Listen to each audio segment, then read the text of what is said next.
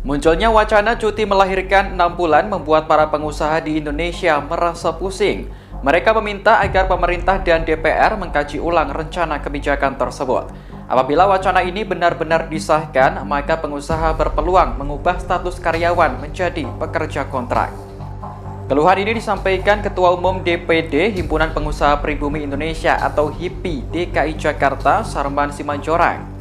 Sarman mengatakan pemerintah harus memperhatikan kondisi pengusaha yang akan menerapkan kebijakan cuti melahirkan 6 bulan ini. Tak hanya itu, pemerintah juga diminta melibatkan para pengusaha dari berbagai sektor untuk membahas rancangan undang-undang ini. Dikutip dari Kompas.com, Sarman menjabarkan sejumlah poin yang perlu dikaji dan dievaluasi pemerintah sebelum mengesahkan RUU tersebut.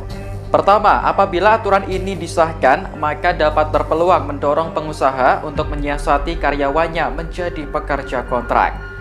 Pasalnya, pengusaha harus mengeluarkan biaya operasional dalam bentuk gaji selama 6 bulan terhadap pekerja yang mendapatkan cuti tersebut. Kedua, kebijakan cuti ini dapat berpotensi menurunkan peringkat produktivitas tenaga kerja Indonesia yang saat ini sudah jauh tertinggal. Menurut data dari Asian Productivity Organization 2020, Indonesia menempati peringkat 107 dari 185 negara untuk rata-rata tingkat produktivitas kerja.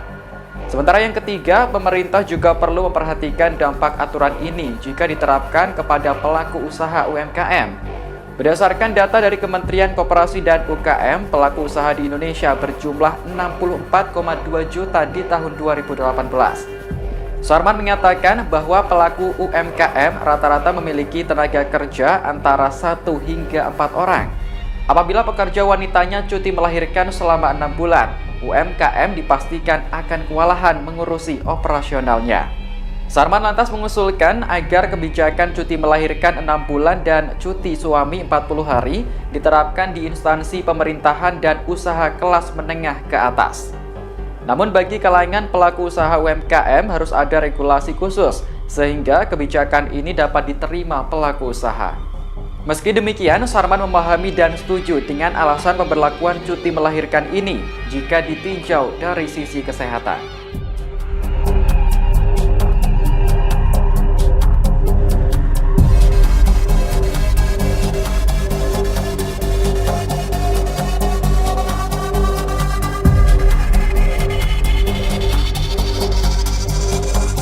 Demikian berita update terkini dan nantikan update berita lainnya hanya di kanal YouTube tribunbanten.com. Jangan lupa subscribe, like, komen, dan share.